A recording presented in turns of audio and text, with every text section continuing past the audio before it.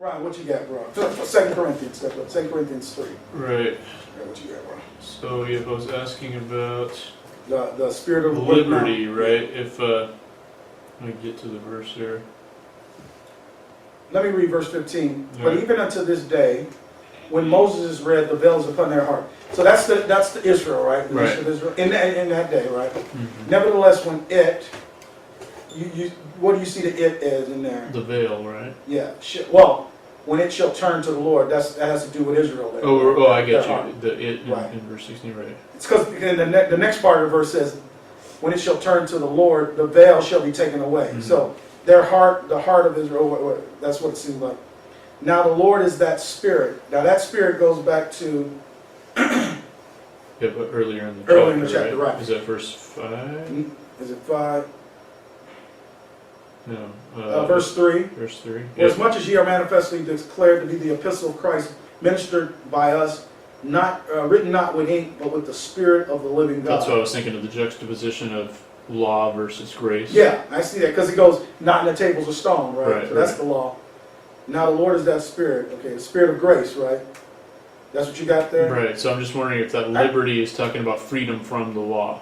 That's what I see, because I got it here. I got Spirit of grace in supplication, Zechariah, and Hebrews 10, verse 29 as well. So yeah, he's juxtaposing law versus grace. Now the Lord is that Spirit, and where the Spirit of the Lord is, there is liberty. That's the freedom. I'm just wondering if we can use that kind of as a kind of like a general term that when Paul, or definition that when Paul uses the word liberty, he's talking about freedom from the law.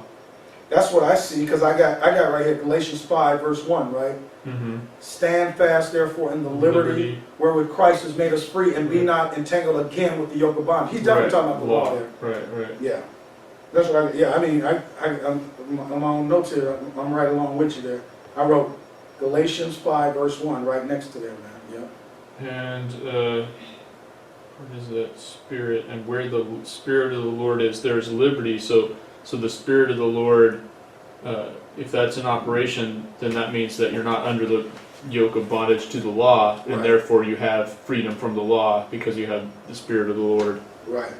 By the way, even at the end of that verse 18, which says, we're changed to the same image from glory to glory. Mm-hmm. In the context of chapter 3, he's comparing the glory of the law, right, to the glory of grace, right? Sure. So you're going from there to here. And also Christ being mortified, being manifested in our mortal in our body. mortal flesh, yeah. He goes, Mortal flesh, right. even as by the Spirit of the Lord. So how do you get there? By the grace of God, right? So the Spirit of the Lord is a sanctification issue. Yes, that's a sanctification issue. That's sanctification. Because Right. Matt talked about that too, about the kind of differences of the Spirit of God, the Spirit of Christ, the Spirit of the Lord. Oh yeah, the Spirit of the Lord. Right. Because we know exactly it has to do with the righteous judge. And anytime he deals with Lord, the righteous judge, Suffering and it's glory stuff. It's in context of the believer's sanctification. Right. Oh yeah, exactly.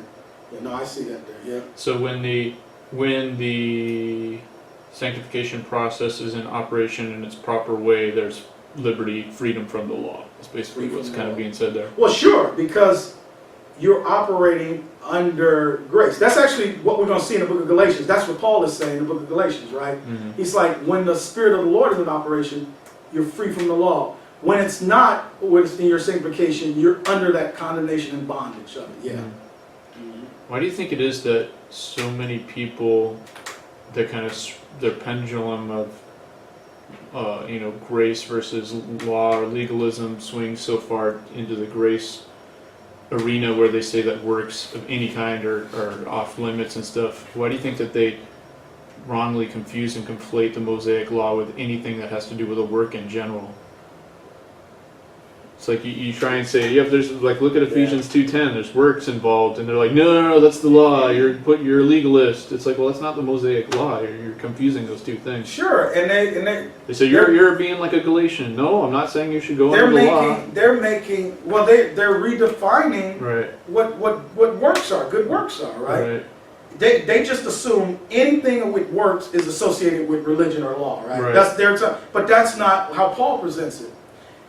Titus says, the book of Titus is all about good works. Let us maintain good works for necessary uses. Let us I mean, the whole book is about it, right? He talks about you're showing yourself good works and doctrine. I was talking to Matt about that, and he says, man, when you have a discussion with somebody who's unwilling to see that, it's not a debate, it's just somebody presenting what the verses say and somebody that won't believe them. Yeah, that's just the spirit of unbelief. Yeah. Right, the spirit of unbelief, I guess. Well, Paul says, let us be careful to, they which trust in the Lord, be careful to maintain good works. Mm-hmm. For we are a peculiar people, zealous of good works. I mean, in Titus, it's constantly there. Well, we kind of dealt with that during the kind of whole controversy about the, sanctified works of the dispensation of grace leading to joint-heirs. We did a series on it, right? Unto good works. Remember that? That's what Don and Katie in the first game. Right. We did a whole thing about the good works.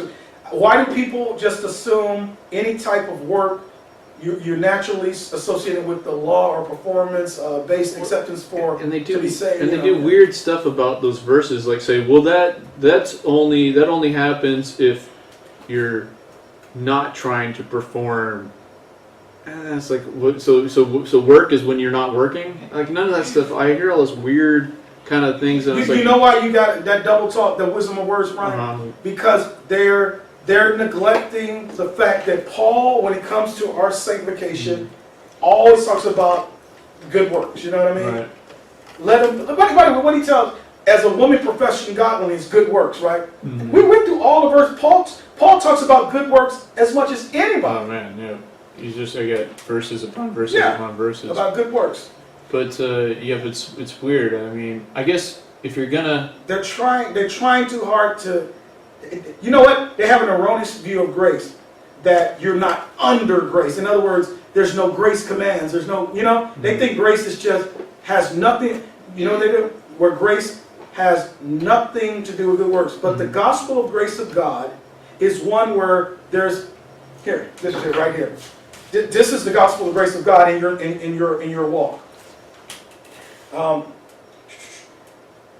Look at Titus chapter 2, verse 11. If I had to show, he says, in all things showing thyself a pattern of good work. Okay, watch this.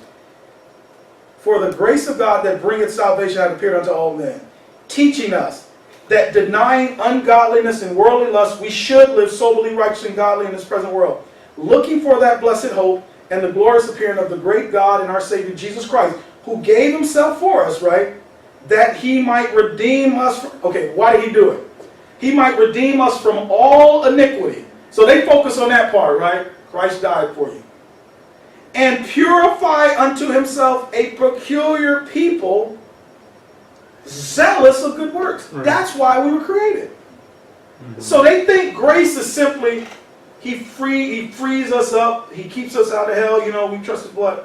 But what Paul is saying, the grace of God, Paul never separates all scriptures by inspiration of God and his prophet for doctrine, reproof, correct, instruction, that the man of God may be perfect, thoroughly furnished unto all good works, right? The end result is good works. Yeah. It's an erroneous understanding of grace. I tell you, anybody who does that, they don't understand God's grace, man. Not the way Paul presents it, Yeah, they have it in a weird, way. And the illogical thing is that these guys are arguing with, well, why are you even arguing with me about it then? Why are you even wasting your time doing anything if you don't have to do works, nothing? Why do you even own a Bible? Why even read a Bible? Why don't you just go watch a movie or something? Or it would seem stupid, right? For not. If everything is hunky dory, right? You say, and God doesn't care. There's no. Why even did the judgment seat of Christ? Right. Why is there even a judgment seat of Christ? Of course, they think it's just an award ceremony. But what are you getting awarded for? Why wouldn't it just everybody get the same award? If everybody get an award, then it's superfluous to have that thing. Right. Look at this. Titus 3:8. This is a faithful saying, and these things I will that thou affirm constantly. Paul thinks it's something to constantly affirm, right? Mm-hmm. That they which have believed in God might be careful. Ryan, he's telling them to take pains to do this, right? Mm-hmm. To maintain good works. These things are both good and profitable unto men. Mm-hmm. Like all these verses say that's. Yeah. It's so stupid the way they think that I can't even think like them. It's like that tells me, all I need to, that tells me they don't know the Word of God. Well, and that they're rejecting. They're rejecting. They have a spirit of unbelief towards the Word of God. Verse 14, and let ours also learn to maintain good works. Okay, now this verse. Look at this verse. Look at 3:14. Let ours also learn to maintain good works for necessary uses, that they be not unfruitful. He's saying that if you're not walking in these good works, you're not being fruitful for the Lord. These idiots, man. Sorry. Right. I can't even believe. And I can't even believe fruit any that abounds to your account. You're not going to have any fruit that abounds to your account. I can't even believe any polling dispensation, so-called polling dispensation, would even argue against it. This is crazy. That means they have never read the book of Titus. Well, they just ignore it. That's not right. I mean, if you're gonna have a mindset, I guess that one's better than putting somebody under performance for salvation from hell, right? The lesser of two evils. It's to me, it's as equal, because it's Satan's policy towards a saved person, right? Right. Whereas when you're lost, Satan wants to block out the grace message as far as the salvation of pure grace alone, right? Mm-hmm. But if you're telling people who are now saved that God, don't worry about works, that they're downing works, now you're messing up. See, Satan is happy that way too. You're messing up their reward. Sure. Oh man, it's both of them diabolical, bro. Mm-hmm. To me, as a minister all these years, I mostly deal with saved people, so right. I see this, as far as the people we minister to, is even more important. Mm-hmm.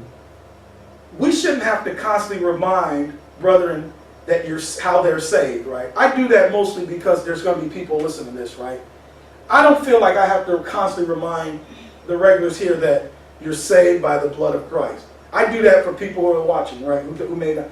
But you should have that established in your heart, like within the first year or two, and now let's move on, right? Mm-hmm. Yeah. Yep, and